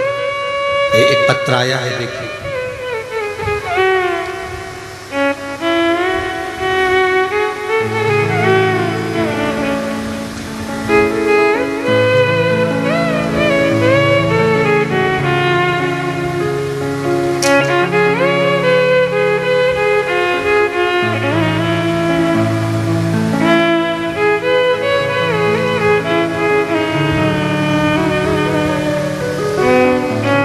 मेरा नाम फूला शर्मा है, मैं वाशिम जिले से हूँ। कहीं बैठे हो तो हाथ हिलाइएगा। आप ही हैं? दोनों हाथ हिला दो एक बार। श्री शिवाय नमस्तुभ्यम।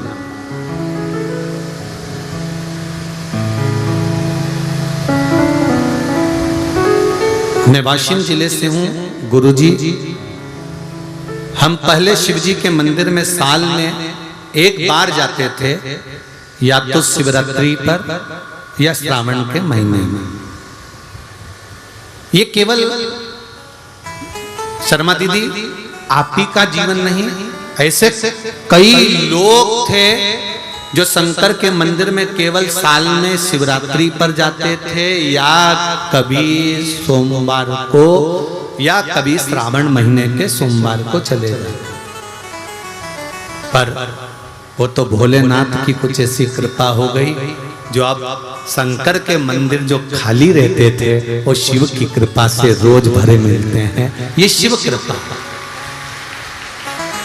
साल में एक बार हम मंदिर जाया करते थे, लेकिन टीवी पर आपकी आस्था चैनल पर कथा आई और हमने शिव महापुराण की कथा सुनने से शिव की महिमा का एहसास हुआ, और अब मैं हर रोज मंदिर जाती हूँ और साथ किसी ना किसी को लेकर भी जाता हूं। गुरुदेव, मेरे पेट में गठान हो गई थी, डॉक्टर ने ऑपरेशन करने का बोल दिया था। टीवी के माध्यम से कथा सुनने से और मंदिर में एक लोटा जल और एक बेलपत्र, उस जल को चढ़ाकर लाकर पीना चालू करा, बेलपत्र खाना चालू करा। गुरुदेव, बाबा की कृपा से दूसरी जब जांच कराई तो मेरे पेट की गठान गल चुकी थी। अब डॉक्टर कह रहे हैं तुम्हारे शरीर में गांठ नहीं है। बैठो बहन। श्री शिवाय नमस्तुभ्यम।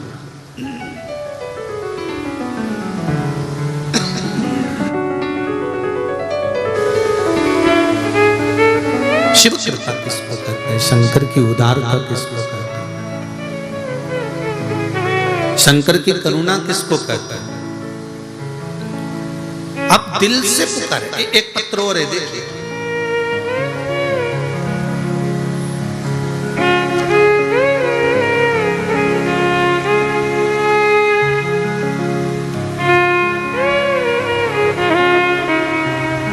गुरुजी मैं सो कल्पना श्रीकांत सुक्ते मानवत जिला परभणी से आया। कहीं बैठी हो तो हाथ हिलाइएगा। आप ही हैं? श्री शिवाय नमस्तोभ्यम। दोनों बच्चे साथ लाए हो, बधाई आपको बहुत बहुत। बाबा देवाधिदेव महादेव का प्रसाद आपके घर आया और बाबा की कृपा हुई। 2007 में मेरी शादी हुई थी गुरुदेव। मुझे एक लड़का हुआ था जिसको फिट की प्रॉब्लम थी। डॉक्टरों के पास दिखाया तो डॉक्टर बोले उसको मुंबई ले जाओ। मुंबई ले जाते समय मेरा लड़का शांत हो गया। मुझे दूसरा लड़का हुआ तो उसे भी डॉक्टरों ने यही फिट की प्रॉब्लम बताई और मुंबई के एम हॉस्पिटल में उसकी ब्लड की जांच की शुरुआत करी। उसका खर्चा लाखों का था, फिर भी हम पीछे नहीं हटे, लेकिन सारी जांचें कराए और 2 साल का लड़का भी शांत हो गया। गुरुजी एक भी बच्चा मेरी गोदी में नहीं था। 10 साल के बाद जब शिव महापुराण की कथा आपके माध्यम से सुनी तब फिर बाबा से विनती कर कर डॉक्टरों ने कह दिया था कि तुम्हें जो भी संतान होगी वो ऐसी ही होगी, या तो विकलांग या फिट वाली। गुरुदेव आंवले के नोमी का उपाय पशुपति व्रत किया, बाबा से विनती करी, बाबा अब संतान को 10 साल हो गए, गर्भ भी नहीं ठहर रहा, आप कृपा करें बाबा और मुझे संतान दें। बाबा की कृपा से मेरे गर्भ से 2 संतान हुई, एक लड़का और एक लड़की, और दोनों बाबा की कृपा से सारे डॉक्टरों को जांच करा ली, दोनों स्वस्थ हैं और उन दोनों बच्चों को लेकर हम धूप दिलाने कथा में आए हैं। दोनों बच्चों को बहुत बहुत भाव से ले आओ, जरा एक बार ले आओ, ले आओ, ले आओ, जल्दी ले आओ। शंभो शरणे कार्यकर्ता ले आओ, कार्यकर्ता ले आओ। दुख काटो दया करी दर्शन आपो। शंभो शरण पड़ी मांगो घड़ी रे घड़ी दुख काटो दया करी रोइए मत, अब तो खुश होइए। अब तो बाबा ने झोली भर दी ना, तो फिर अब रोने की क्या जरूरत है। अब तो खुश होकर आओ, आंसू वहीं पहुंच के छोड़ कर जाओ।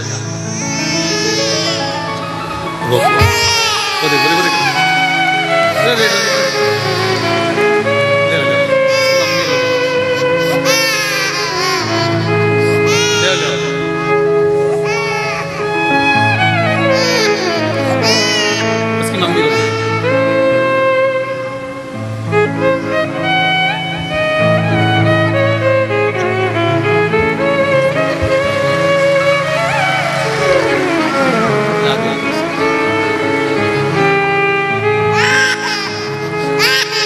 दोनों बाबा के प्रसाद।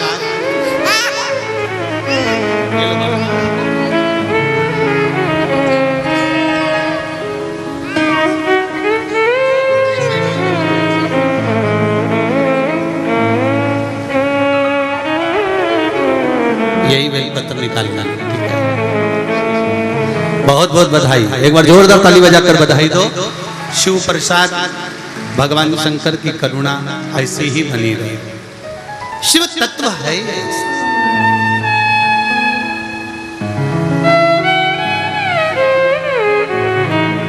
शिव की उदारता, करुणा, दया, शंकर का नाम स्मरण, आपका किया गया भजन, कीर्तन, मंत्र जाप, नाम जाप, ये जीवन का सुख दे दे।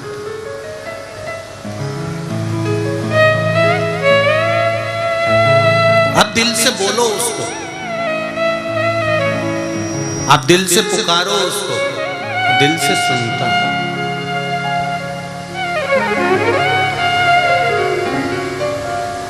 और जब वो दिल से सुनेगा तो ये निश्चित है, फिर कहूंगा ब्रह्मदेव ब्रह्मलोक में रहते हैं, भगवान विष्णु वैकुंठ लोक में रहते हैं, और मेरा देव अधिदेव महादेव मृत्यु लोक में रहता है। जो सुनता है तुरंत कर देता। ये शिव है, ये शंकर, ये ओखड़ी, ये दयालु, ये दाता।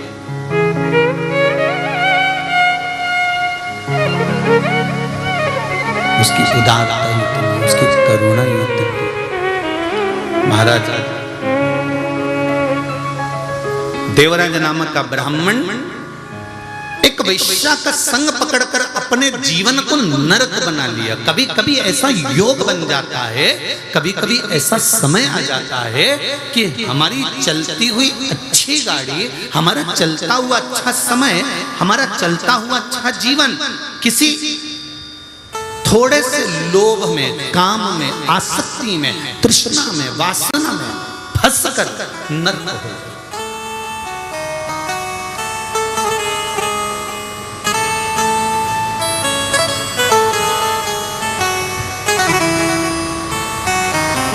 बहुत अच्छा जीवन चल रहा है, पर थोड़ा सा लोभ जाग गया, थोड़ा सा अहंकार जाग गया, थोड़ी सी काम जाग गया, थोड़ी सी वासना जाग गई, थोड़ी सी तृष्णा जाग गई, और हमारा जीवन हमने नरक कर लिया। हमने अपना जीवन पूरा नरक कर लिया, उसमें हमने कोई सुख भोगा ही नहीं। फिर एक बात हमने पहले भी कही थी, आप भी ध्यान लगाकर सुनना। 10 मिनट का बेकार किया गया कर्म ना जाने कितने सालों तक भोगना पड़ता है।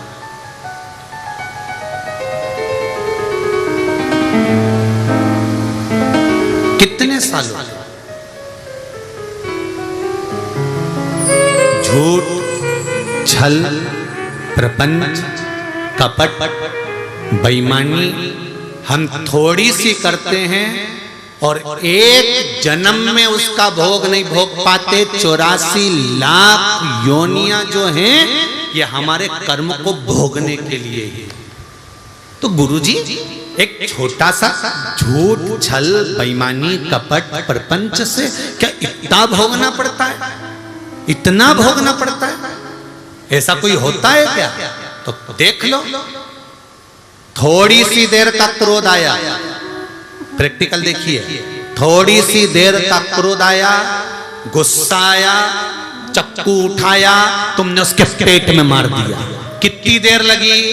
2 मिनट, 5 मिनट, 10 मिनट, 15 मिनट, पेट में चक्कू, पेट में चक्कू मार, मर गया वो। पुलिस पकड़ कर ले गई, अदालत थाने में पटक दिया। बोलो पटका कि नहीं पटका? पटकने के बाद में अभी तो केस चालू ही नहीं हुआ। 2 साल, 15 दिन, 20 दिन, 25 दिन, 1 साल, 1.5 साल तो केस चलता ही रहा। 2 साल तक केस चलता चलता जब तक पड़े रहो, सड़ते रहो, गलते रहो, और केस चलते चलते फिर जज ने निर्णय सुनाया, फिर मालूम पड़े 10-20 साल फिर निकाल दिए। अब सोचो 10 मिनट के क्रोध ने, 10 मिनट के गुस्से ने चक्कू उठाया, बंदूक उठाई, तलवार उठाई, डंडा उठाया, और 10 मिनट का गुस्सा था उसमें, उसने 10 मिनट में, 5 मिनट में ऐसा काम कर दिया कि 10-20 साल उसको नरक जैसा जीवन भोगना पड़ा। तो जरा सा क्रोध आया था और 20 साल भोगना पड़ा।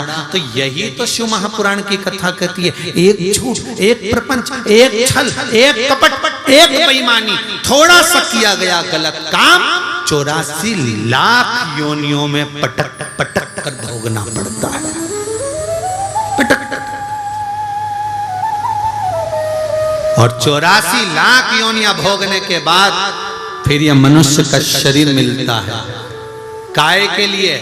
भगवान कहता है अब मानव का शरीर दे रहा हूं, आखिरी बिंदु है, इस बिंदु को तूने पहचान लिया और मानव के शरीर को जान लिया, ये हीरे की तिजोरी तुझको दी है, इस हीरे की तिजोरी को जान जाना, केवल खाया कमाया और जोरदार खजूर की चोटी कड़ी ने एसी का रूम ने डनलप का गद्दा खूब चकाचक सोया ने 25 और 50 लाख की गाड़ी में खूब घूमा, तो एक बात का अंदाजा लगा कर रखना कि 25 लाख की गाड़ी में घूमने वाला भी 25 रुपए के लोटे में भराकर हरिद्वार चले जाता है। शान और अकड़ में जिंदगी मत जीना, मैंने कराई, मैंने करा, मैंने किया। और जितने लोग भी शिव महापुराण की कथा को यहाँ करवा रहे हैं या आगे भी हमारी जो कथा होने वाली है, उनसे भी निवेदन है, कभी छाती ठोक कर मत कहना कि कथा मैंने कराई। कथा तो मेरा देवाधिदेव महादेव कराता है, आप नहीं, शंकर कराता है, शंकर करता है और शंकर ही सुनता है। हमारी सामर्थ्यता नहीं है कि हम कुछ कर सकते। अंदाजा निकाल दो, छोड़ कि हमने कुछ करा। वो तो जो स्वर्गीय दुर्गा प्रसाद जी अग्रवाल जो जीव गया है और जिसके निमित्त से सीहोर में आकर यह कथा ली गई थी,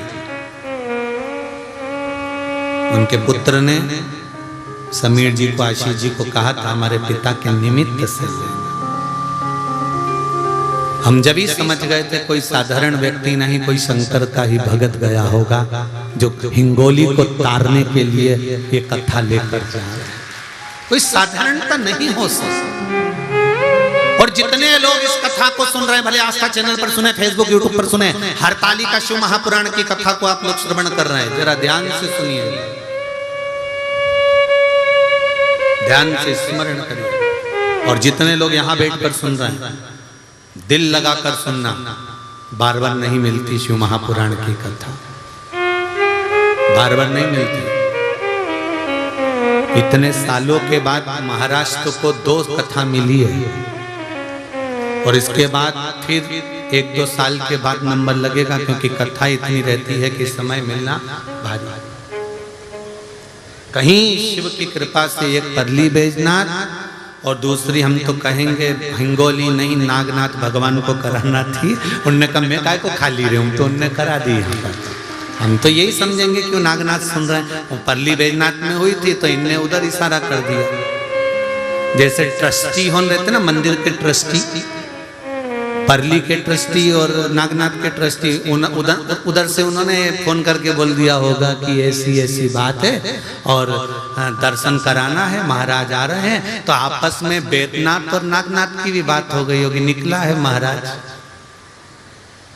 परली में कथा हो गई है तो हिंगोली भी हो जाए। तो बाबा की कृपा थी और कहीं शिव की कृपा होती है तब जाकर ये शिव महापुराण की कथा मिली। ये उसकी करुणा, कोई कह रहा नहीं। 7 दिन परिवार वालों को भी फोन करके कह देना, रे भैया जिसको कथा सुनना है तो आओ, परंतु निवेदन है 3 घंटा मेरे से फालतू की बात होगी नहीं और मैं घर में रहूंगी नहीं। मैं तो चली हिंगोली की मंडी। जी बिल्कुल कह देना, अपने से तो बोलना ही नहीं। 7 दिन अलमस्त आनंद के साथ चकाचक, अपने कई टेंशन। तो खाना कौन बनाएगा? तो बनाने की जरूरत क्या है, कूपन लो जा, या कौन समाज का पक्षी जा। मैं तो चली वृंदावन राणा, मेरे तो भाग जगे राणा जी तेरे महलों में आने लगे, राणा जी तेरे महलों में आने लगे। शिव कथा कर रही है महाराज। देवराज ने वो एक वैश्या का संग पाकर गलत कर्म कर लिया और उस वेश्या के कहने पर राजघराने में पहुंचकर चोरी कर ली। चोरी का हार लेकर चला, उसके पीछे राजा के दूत दौड़ने लगे। सैनिक दौड़ते दौड़ते दौड़ते दौड़ते उसके पीछे गए। वो दौड़ता हुआ शिव जी के मंदिर में छुप गया, जहाँ शिव महापुराण की कथा चल रही थी। थोड़ी सी कथा उसकी श्रवण में गई, थोड़ी सी कथा उसके कानों में गई, और जो कथा उसके कानों में गई, उस कथा का फल क्या मिला कि बाहर निकला, बेलपत्री के वृक्ष के नीचे उसके प्राण छूट गए। रुद्राक्ष की माला, भस्म का तिलक, चंदन, बेलपत्र, जो शिव को समर्पित होने वाली वस्तु है, वो साधारण होती ही नहीं है।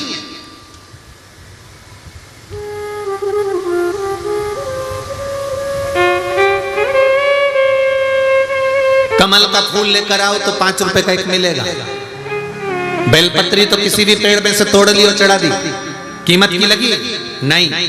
शंकर भगवान को महंगी सामग्री कुछ चाहिए ही नहीं। बेलपत्री सब मिल जाए तो चढ़ाओ, नहीं मिले तो मेरी उठाकर धोकर फिर चढ़ाओ।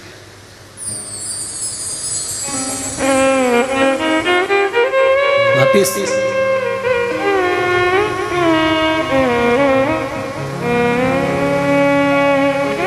भस्म कितनी कीमत की होगी? अरे गोबरी लाओ, कंडा गाय का गोबर की गोबरी जलाई, भस्म तैयार, शिव को लगाई।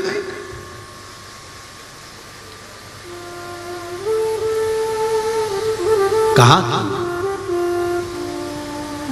धतूरा बहुत महंगा मिलता है, कहीं से तोड़ लाए, शिव जी को चढ़ा दिया। धतूरे की कीमत मूलो। चंदन, जल, शंकर भगवान कहते हैं मुझे चढ़ने वाली संपूर्ण सामग्री जितनी भी है, इसकी कोई कीमत नहीं है। शंकर कहते हैं मुझे चढ़ाने वाली वस्तु की कीमत नहीं होती, जो चढ़ा रहा है। शिवजी कहते हैं चढ़ने वाली वस्तु की कीमत नहीं है, पर जो चढ़ा रहा है मेरे मंदिर में आकर, शिव कहते हैं मैं उसको कीमत वाला बना देता हूं।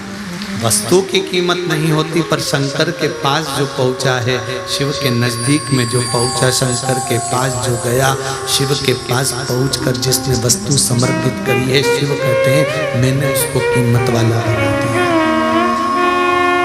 मैंने उसको कीमती बना दिया। वो कीमत वाला।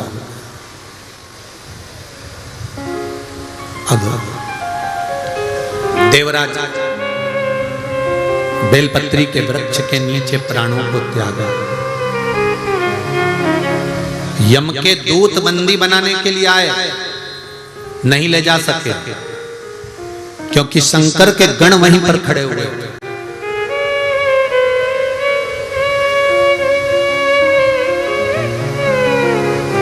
शिव के गण वहीं पर है।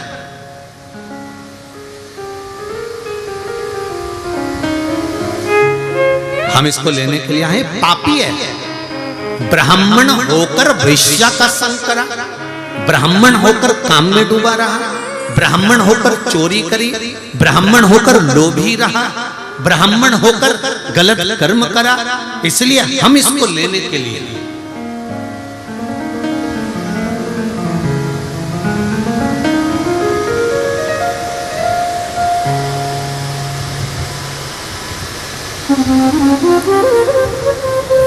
पर शंकर भगवान के गणों ने कहा तुम इसको ले जा नहीं सकते। कारण कितना भी बड़ा पापी हो, कितना भी बड़ा लोभी हो, कितना भी बड़ा कामी हो, कितना बड़ा भी अहंकारी हो, बेलपत्री के वृक्ष के नीचे इसके प्राण छूटे। ये वृक्ष कोई साधारण है क्या? जिस वृक्ष के नीचे 64 योगनियां, जिस वृक्ष के नीचे लक्ष्मी झाड़ू लगाती हो, जिस वृक्ष के नीचे नारायण भगवान शंकर का गुणगान करते हो, जिस वृक्ष के नीचे ब्रह्मा बैठने के लिए तरसते हैं, जिस वृक्ष के नीचे इंद्र पारिजात वृक्ष को लाकर भी समर्पित कर कर छोटा बन गया, जिस वृक्ष के नीचे 33 कोटि देवता बैठकर भगवान शंकर से वर प्राप्त कर लेते हैं, जिस वृक्ष के नीचे पापी से पापी जीव का भी उद्धार हो जाता है, उस वृक्ष के नीचे ये बैठा है जहां इसके प्राण छूटे हैं।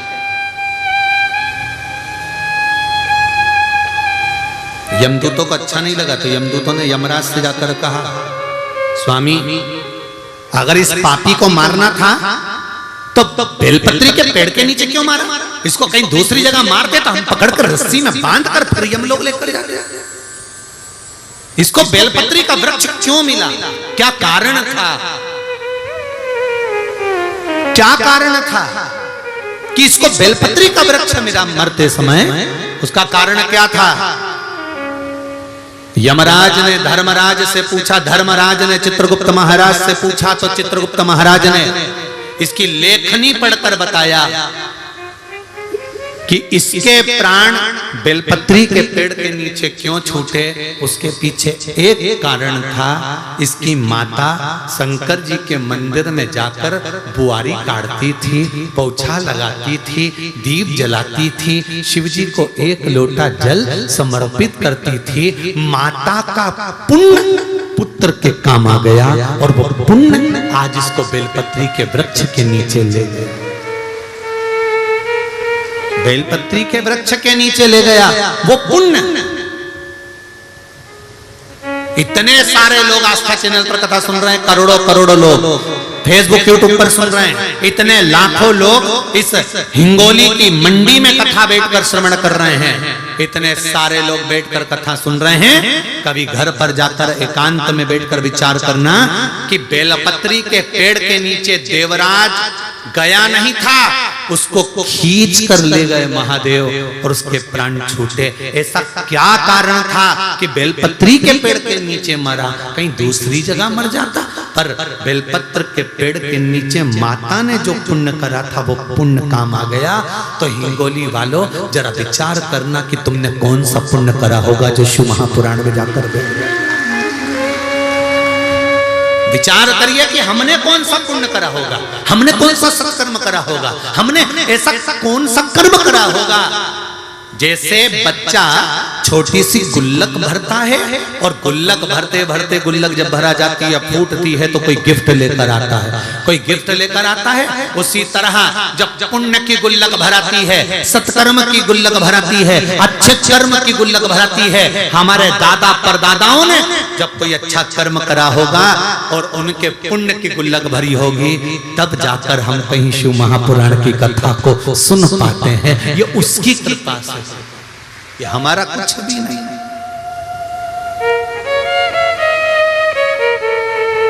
ये उसकी कृपा थी तो हमने सुनी, उसकी कृपा है तो हमको प्राप्त हो रही है, उसकी कृपा है तो हमको मिल रहा है, उसकी कृपा बिना नहीं। महाराज मैंने तेरे ही भरोसे ओ बाबा, तेरे ही भरोसे हवा बीच उड़ते जाएंगे बाबा, डोर हटो छटीला में कटी जाऊंगी, भोले में तेरी पतन, शंभो में तेरी पतन, हवा बिच उड़ते जाओगे बाबा, डोर हटो छटीला में कटी जाओगी। उससे निवेदन करना कि हमारा पुण्य हमारे सम्मुख में आकर खड़ा हो गया, वो पुण्य हमारे सम्मुख में है। शिव जी के गण देवराज को ले जाने लगे। शंकर भगवान सामने आ गए, तुम लेकर मत चलो, मैं लेकर चलो। जिसके गले में रुद्राक्ष होता है, जिसके गले में रुद्राक्ष डला होता है, वो कहीं पर भी रहे। आजकल नए नए कैमरे आ गए, जो ये सीसीटीवी कैमरे लगे रहते हैं। इस कैमरे में किसी एक व्यक्ति का फोटो फिट कर दो, वो व्यक्ति जहां रहता है कैमरा वहीं घूमता रहता है। पूछना किसी से, बता देगा जो कैमरा लगाने वाला होता है। ये कैमरा आज का नहीं है, पुराने समय का, शंकर जी के समय से चला आ रहा है। शिव जी ने भी कह दिया था, पार्वती जिसके गले में रुद्राक्ष हो, मस्तक पर त्रिपुंड हो और गले में रुद्राक्ष धरा हो और मुख पर पंचाक्षर ओम नमः शिवाय, पंचाक्षर या षडाक्षर ओम नमः शिवाय या श्री शिवाय नमस्तुभ्यम जिसके मुख पर होता है, गले में रुद्राक्ष डला होता है, मस्तक पर अगर चंदन या तिलक लगा होता है, शंकर पार्वती से कह रहे हैं वो जहां रहता है मेरी दृष्टि उस पर पड़ी रहती है, देखता रहता हूं कि वो कहां। कैमरा चल रहा, कैमरा चालू रहता है कि वो गया कहां।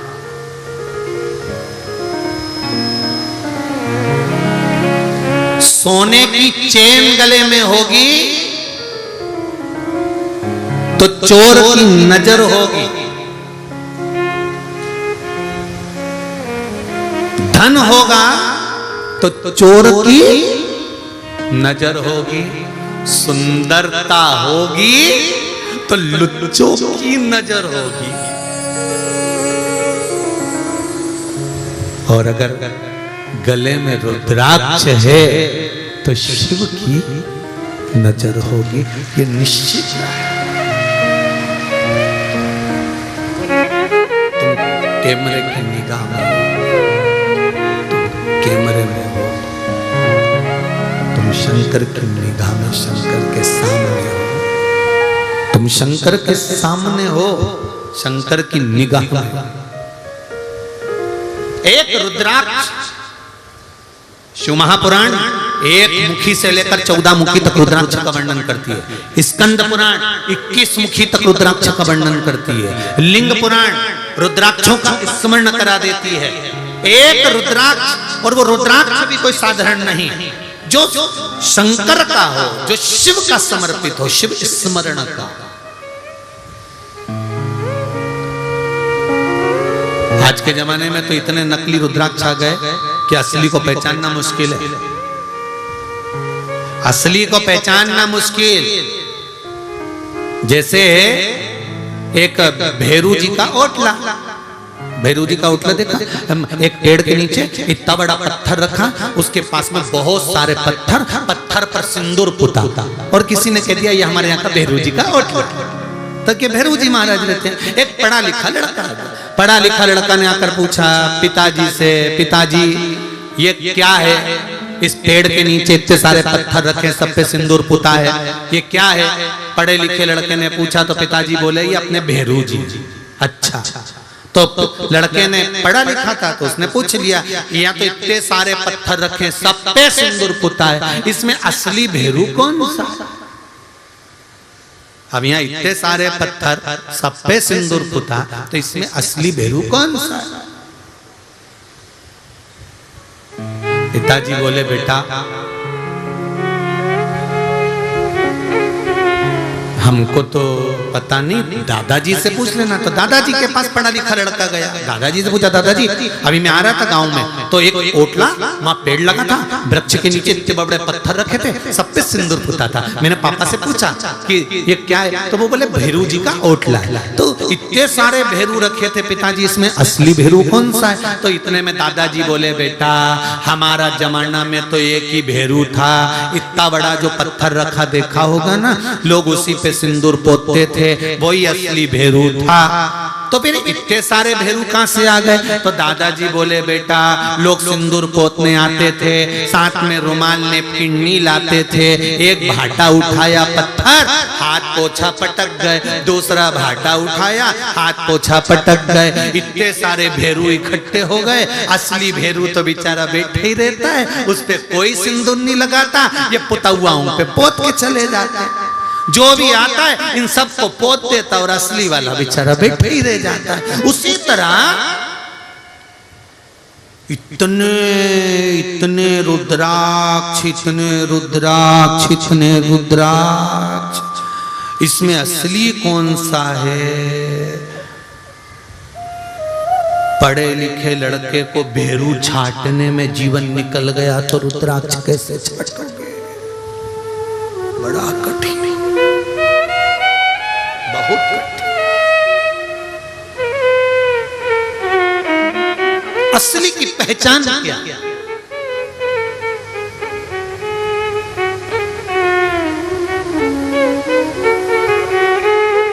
क्या पहचान है असली की?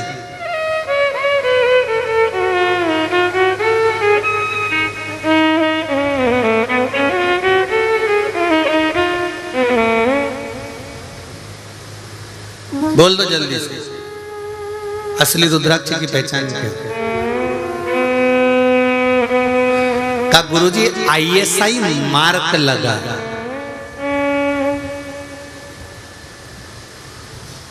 तो ऐसा मार्क तो, अरे बोलो तो जम के, अच्छे से बोलो जरा, कोई भी लगा ला। अभी एक कहीं का अखबार में पढ़ा था, सोने का बिस्कुट पे हॉलमार्क लगा था, तो बेचारा सुनार ने सोचा कि हॉलमार्क का बिस्कुट है, उसने रख लिया। अब हॉलमार्क लगा था, रख लिया, उसने सोचा इतना बड़ा बिस्कुट हॉलमार्क और कम कीमत में मिल रहा है, ले लिया। ले तो लिया, वो चले गया और बाद में जांच करी तो वो हॉलमार्क भी नकली था और बिस्कुट भी नकली।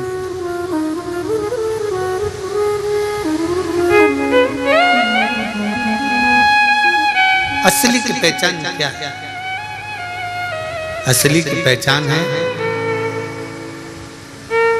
जब जल का पात्र हो, शहद का जल हो, उस जल के पात्र में रुद्राक्ष हो, उस रुद्राक्ष का भार डूब रहा है कि तैर रहा है, उससे अंदाजा लगाया जाता है कि कितना मुखी है और क्या फल दे सकता है, क्या फल दे सकता है।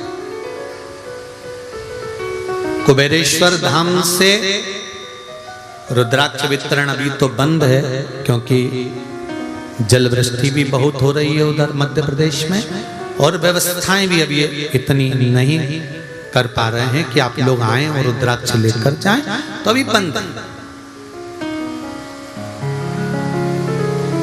पूरी दुनिया के रुद्राक्ष भले वो 10,000 का ले लो, 50,000 का ले लो, 25,000 का ले लो, चाहे लोग तुम्हें कोरियर करके भेज दें, तुमने ज्यादा धन दे दिया होगा, डोनेशन दे दिया होगा, दान दे दिया होगा, तो लोग भेज ही सकते। पर कुबेरेश्वर धाम का रुद्राक्ष ना तो कोरियर से आता है और ना कहीं कीमत से मिलता है, वो तो कुबेरेश्वर धाम की कंकर शंकर की भूमि से निशुल्क आपको प्राप्त हो। पूरी दुनिया का रुद्राक्ष का जल बीमारी के लिए पीकर देख लेना, और एक बार कुबेरेश्वर धाम का रुद्राक्ष का जल तांबे के लोटे में गलाकर शिव को चढ़ाकर किडनी, लीवर, हार्ट, कैंसर, जो बीमारी हो उसके लिए 15 दिन से ज्यादा नहीं, तुम 10-15 दिन 20 दिन पी कर देख लेना। 20 दिन के बाद वो चलता फिरता नजर आए कि नहीं आए तो लिखकर लेटर भेजना कि चला कि नहीं चला। उस रुद्राक्ष की महत्व,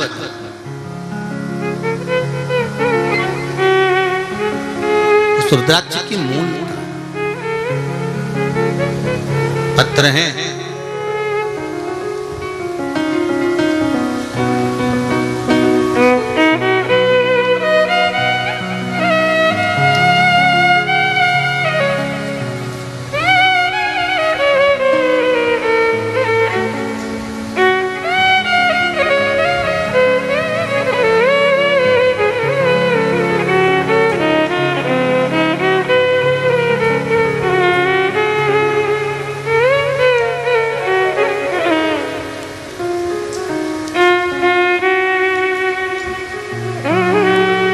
गुरुजी में रवि रामलाला मंगल वाशिम महाराष्ट्र से हूं। कहीं बैठे हो तो हाथ हिलाइएगा।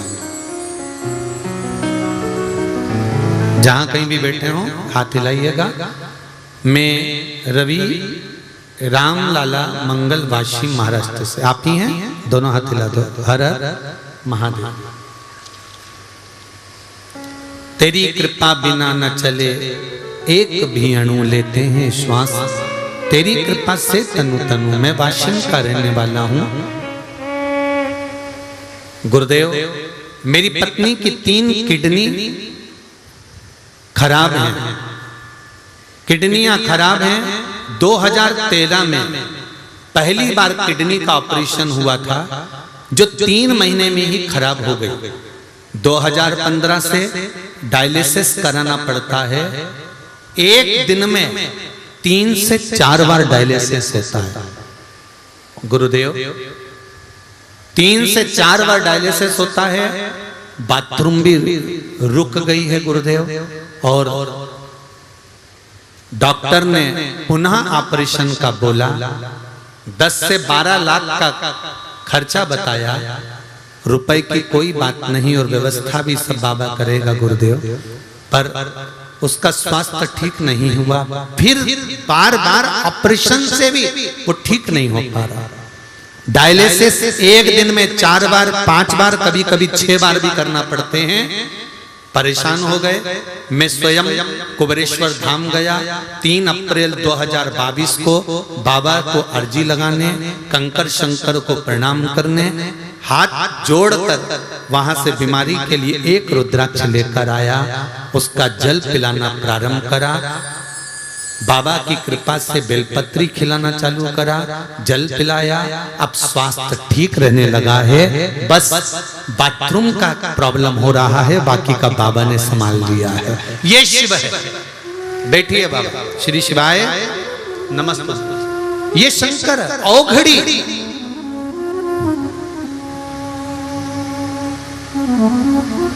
उसकी कृपा है।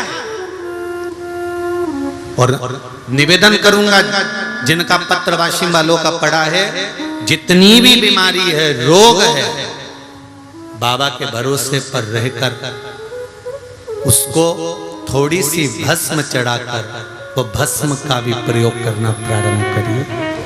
पूर्व की कथा में वर्णन किया है कि किस चीज की भस्म जलाकर शिव जी को चढ़ाई जाए और उस भस्म का प्रयोग, जैसे कैंसर वालों के लिए बेल भस्म का महत्व करा गया है, किडनी लीवर वालों के लिए भी भस्म का प्रयोग बताया गया है। तो उस भस्म की महत्वता को जाने, उसका भी प्रयोग एक बार करें तो जल्दी से जल्दी जो बाथरूम से जुड़ी हुई प्रॉब्लम है उनकी, किडनी लीवर से बाथरूम से, उसमें भी अंतर आना प्रारंभ हो जाएगा। ये शिव तत्व शंकर को जानना। देवराज को शंकर स्वयं लेकर कैलाश गए। बिंदु वो भी ब्राह्मण था जिसने चोरी करी चंचुला देवी के सम्मुख में। उसके जब प्राण गए जल में डूबने से चंचुला देवी ने तब शिव महापुराण की कथा करवाई और तुमरुका जी ने उस कथा का वाचन करा। शंकर पार्वती जी, ईश्वर जी और गोरा जी बने। गणा और गौर बनकर कथा श्रवण करने के लिए जाते हैं। ईश्वर जी गोरा जी आ रहे हैं, जोरदार ताली बजाकर स्वागत करें।